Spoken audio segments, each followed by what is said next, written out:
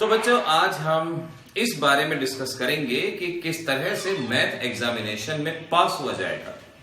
अभी तक हम डेली आपको ये बता रहे हैं कि मैथ में full out of full marks किस तरह से लिए जाएं, और आज हम ये बात करेंगे कि जिन बच्चों के लिए ये भी एक डिफिकल्ट टास्क है, तो वो किस तरह से कुछ सिलेक्टेड चीजें करके अपने इस मैथ एग्जामिनेशन को क्लियर कर सकते हैं। देखिए, मैथ एग्जामिनेशन को क्लियर करना, इसके लिए जरा से टेक्स्ट की जरूरत है, कुछ पर्टिकुलर पॉइंट्स जिनके ऊपर लगातार पिछले सालों में क्वेश्चन आते रहे हैं, ऐसे पॉइंट्स को जानने की बहुत जरूरत है। और एक बात और श्योर है कि अपने आप इटसेल्फ आप पास नहीं होंगे, कुछ ना कुछ एफर्ट्स आपको खुद करने पड़ेंगे। और आज यहां पर मैं जो भी टॉपिक आपको बताऊंगा, आपने कोशिश करनी है कि उन टॉपिक्स को बहुत अच्छे से कर लेना है। उन टॉपिक्स के बेसिस पे प्रीवियस ईयर्स में आई हुई क्वेश्चंस और एनसीईआरटी की क्वेश्चंस को आपने बहुत अच्छे से ट्राई करना है, बहुत अच्छे से आपने सॉल्व कर लेना है। देखिए, यहां पर हम पहले टॉपिक की बात करते हैं, मैट्रिसेस एंड डिटरमिनेंट्स। मैट्रिसेस और डिटरमिनेंट्स का टॉपिक एक बहुत आसान टॉपिक है। जिस बच्चे ने नॉन मेडिकल लिया है या जिस बच्चे के पास मैथमेटिक्स है, चाहे वो कॉमर्स में भी है या किसी भी स्ट्रीम में, वो बच्चा बड़ी आसानी से इस टॉपिक को कर सकता है। 13 मार्क्स का टॉपिक है। 13 के 13 मार्क्स यहां पर ऑब्टेन किए जा सकते हैं।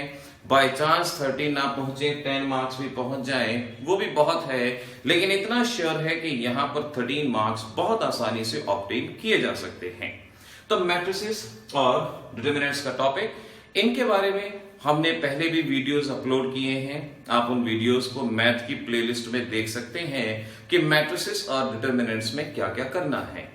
इनके विद रिस्पेक्ट हमने कुछ क्वेश्चन, प्रैक्टिस क्वेश्चन भी सॉल्व करने के लिए अपलोड किए हैं। और मैथमेटिक्स से रिलेटेड जो भी चीज आपको देखनी है, वो आप प्लेलिस्ट मैथ्स में जाएं और इससे रिलेटेड क्वेश्चंस को सॉल्व कर लें। क्वेश्चन सॉल्व हो जाएंगे, टॉपिक सॉल्व हो जाएगा। 13 मार्क्स के अराउंड है, एक आसान सी चीज, और स्कोरिंग तो खैर ये है। इसके बाद आप चलेंगे लीनियर प्रोग्रामिंग के अंदर। लीनियर प्रोग्रामिंग के अंदर ग्राफिकल सॉल्यूशन के बेसिस पे क्वेश्चन सॉल्व कर लें। ज्यादा ना करें, पूरा ना करें, कोई बात नहीं, लेकिन ग्राफिकल सॉल्यूशन के बेसिस पे आप क्वेश्चन सॉल्व कर लें। हर साल इसमें से क्वेश्चन डेफिनेटली पूछे जाते हैं। 6 मार्क्स के अराउंड इसकी वेटेज रहेगी, तो 6 मार्क्स बड़ी आसानी से लिए जा सकते हैं सिर्फ एक ही तरह के क्वेश्चन को सॉल्व करके। ध्यान रखिए, हमने कहा कि प्रीवियस ईयर्स और एनसीईआरटी के प्रॉब्लम्स, आप 4-5 प्रॉब्लम की प्रैक्टिस कर लीजिए, बहुत है, और उतने ही प्रैक्टिस में से आपको यहां हेल्प मिलेगी। अगला पार्ट है हमारे पास inverse trigonometric function. Inverse trigonometric function के अंदर formula and properties. Formula and properties, solve the equation type question, और ये सभी के सभी एनसीईआरटी प्रॉब्लम। आपने formula and property, solve the equation type question NCERT की बुक में से कर लेने हैं। अगर एनसीईआरटी की बुक की ये प्रॉब्लम सॉल्व होगी तो 4 से 5 नंबर के बीच में इस इतने से टॉपिक में से क्वेश्चन आपके एग्जामिनेशन में देखने को मिलता है। अब देखिए, पूरी वेटेज चाहे कितनी भी हो, इस वक्त हम क्या बता रहे हैं, जिन बच्चों को पास होना है, जिन्हें कोशिश करनी है कि 40 to 50 के अराउंड उनके मैथमेटिक्स में मार्क्स आ जाएं, सिर्फ उनके लिए हम ये बात बता रहे हैं। जो ये कोशिश कर रहे हैं कि 100 आउट ऑफ 100, तो उनके लिए डेली वीडियो लेक्चर्स अपलोड हो रहे हैं कि हर टॉपिक में से क्या क्या उनको करना है। तो यहां पर मैंने जो भी बातें बताई हैं वो इसलिए कि 4 से 5 नंबर बड़ी आसानी से यहां ऑब्टेन किए जा सकते हैं। कॉन्टिन्यूटी और डिफरेंशिएशन, इस टॉपिक को वेटेज दी गई है 8 मार्क्स की, और इसके बेसिस पे जो भी हमने कॉन्टिन्यूटी डिफरेंशिएशन के लेक्चर में बताया है, आप उसको कर लीजिए, या कुछ प्रीवियस ईयर्स की प्रॉब्लम्स और एनसीईआरटी की प्रॉब्लम्स आप सॉल्व कर लीजिए। ये कोई भी बच्चा बड़ी आसानी से कर सकता है। 8 मार्क्स यहां आगे, 5 मार्क्स यहां आगे, 6 मार्क्स यहां आगे, 10 मार्क्स आपके पास यहां आ गए, तो आप समझ जाएंगे कि अराउंड 29 मार्क्स का तो यहीं पर कवर हो गया। इतने ही पोर्शन में कवर हो जाता है।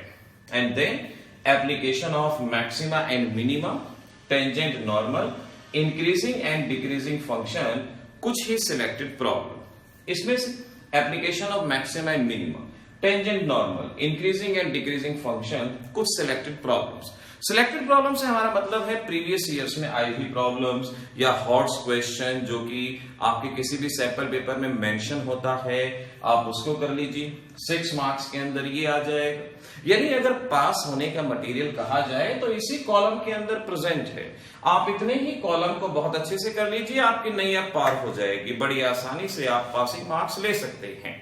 लेकिन थोड़ा सा और थोड़ा सा बेटर करेंगे, आप सिर्फ एज पे ही थोड़ा रहेंगे, आपको तो और भी आगे बढ़ना चाहिए। तो इतने क्वेश्चन के बाद अब चलते हैं इंटीग्रेशन। इंटीग्रेशन के अंदर फॉर्मूलाज करने हैं, इंटीग्रेशन बाय पार्ट करना है और पार्शियल फंक्शन के बेसिस पे आए हुए क्वेश्चंस। सिर्फ 3 चीजें। फॉर्मूला याद करो, वो तो याद करने की चीज है, आप बड़ी आसानी से याद कर सकते हैं। इंटीग्रेशन बाय पार्ट्स के बेसिस पे आए हुए क्वेश्चंस, पार्शियल फंक्शन, ये कर सकते हैं। अब इतने में से क्वेश्चन कितने भी नंबर का आ सकता है, जितनी टोटल वेटेज है उतने का भी आ सकता है, 4 का भी आ सकता है, 6 का भी आ सकता है, कोई फिक्स नहीं है क्वेश्चन यहां पर कितने भी पोर्शन का, बट इतना जरूर है कि आएगा जरूर। तो आप इतने पोर्शन को कर लीजिए, ये भी आपके लिए हेल्पफुल रहेगा, बेटर रहेगा, तैयारी आपको बूस्टअप मिलेगा। उसके बाद डिफरेंशियल इक्वेशन में 4 नंबर आपको बड़ी आसानी से मिल सकते हैं। यहां linear differential equation, homogeneous differential equation, 2 topic करने हैं। Linear differential equation, homogeneous differential equation, जो टॉपिक मैं आपको बता रहा हूं, कोशिश ये कीजिए कि उनके प्रीवियस ईयर को देखते हुए आप उन प्रॉब्लम्स को और एनसीईआरटी की जो प्रॉब्लम्स है उन्हें सॉल्व कीजिए। और हम डेली आपको प्रैक्टिस पेपर अपलोड कर रहे हैं, प्रैक्टिस पेपर्स को आप उसमें से इन प्रॉब्लम्स को सॉल्व कीजिए। अगर प्रीवियस ईयर आपके पास नहीं है तो हम daily previous year question paper भी अपलोड कर रहे हैं, वहां से देख के पहचान लीजिए कि किस तरह का पैटर्न रहा है, किस तरह का क्वेश्चन रहा है, और फिर बस लग जाइए तैयारी को और तैयारी कीजिए, अच्छे से प्रॉब्लम्स को सॉल्व कीजिए। ऐसा कुछ काम नहीं जो आप नहीं कर सकते, आप कर सकते हैं, आपको हम गाइडेंस दे रहे हैं, डायरेक्ट कर रहे हैं, बस आप उस बात को फॉलो करते जाइए और ये चीज होती जाएगी। बड़ी आसानी से 4 नंबर यहां लिए जा सकते हैं। Properties of definite integration, NCERT basis की problem. Properties of definite integration, NCERT basis problem, कोई भी बच्चा, हर बुक में सॉल्यूशन है, हर जगह बड़ी आसानी से हर स्कूल में इसको कराया जाता है और 4 नंबर यहां पर कहीं नहीं गए, 4 नंबर बड़ी आसानी से आपको मिल सकते हैं। बस देखिए, नंबर तो बढ़ रहे हैं, जरूरी है कि आपको उनको ग्रैब करना है, कलेक्ट करना है।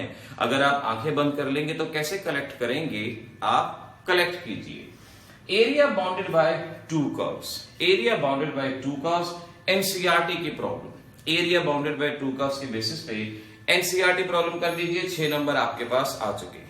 अब ध्यान रखिए, अब मैंने कहा कि टू द पॉइंट वही वर्ड टू वर्ड प्रॉब्लम आए मैथमेटिक्स में, जरूरी नहीं है, लेकिन हाँ उस टाइप की प्रॉब्लम डेफिनेटली आपको मिलती है। तो आप इन एनसीईआरटी की प्रॉब्लम को कर लीजिए, या तो उसी में से आ जाएगा या उससे रिलेटेड प्रॉब्लम्स आपको देखने को मिलेगी और 6 मार्क्स आपके यहां पर आ ही जाएंगे। पासिंग मार्क्स हमारे यहां पर हो चुके थे और यहां 14 तो ये रहे, और इसमें से कितने भी मार्क्स का आपके पास आ सकता है। सपोज हम ये मान लें 4 नंबर का भी आता है तो 18 मार्क्स, 34 यहां पर आ चुके थे, 18 मार्क्स यहां तक आ चुके हैं, और अगर आप अंदाजा लगाएंगे तो 52 पे आप पहुंच चुके हैं। और लास्ट में ये यहां पर है बेस थ्योरम, प्रोबेबिलिटी चैप्टर्स के अंदर से बेस थ्योरम और उसके बेसिस पे आई हुई प्रॉब्लम्स जरूर कर लीजिए।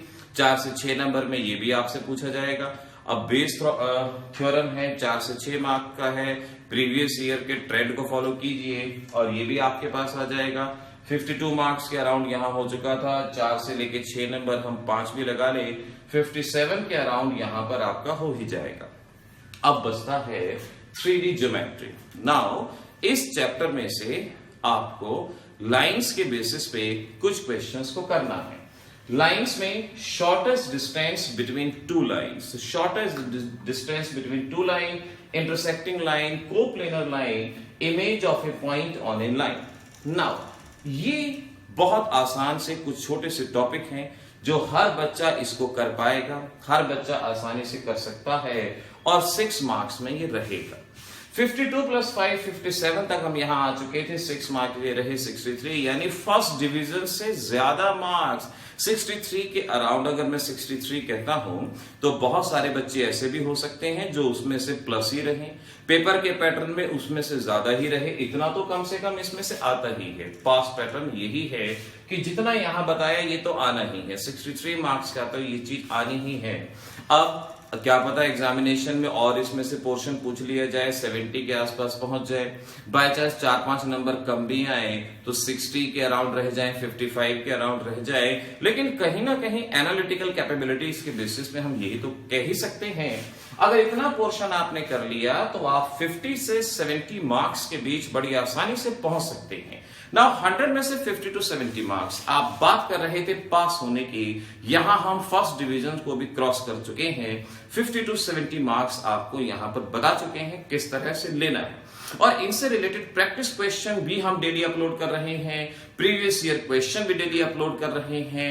अब वो क्वेश्चन आपके पास हैं, उन्हें सॉल्व कीजिए, अपनी बुक में सॉल्यूशन ढूंढिए, आपके स्कूल टीचर हैं आप उनके पास जाइए, उनकी हेल्प लीजिए, उनसे उनको सॉल्व करवाइए। जब मैटर आपके पास है, सॉल्यूशन आप करवा लें, याद आप कीजिए, डेफिनेटली आप इन एग्जाम में रॉकिंग परफॉर्मेंस शो करेंगे, लेकिन टाइम जाया नहीं करना है, अभी से काम करना है, और काम करेंगे डेफिनेटली सफलता आपको मिलेगी। सो बच्चों, इतना था हमें कि कैसे मैथ में पास हो। हैप्पी एग्जामिनेशन का नारा बुलंद।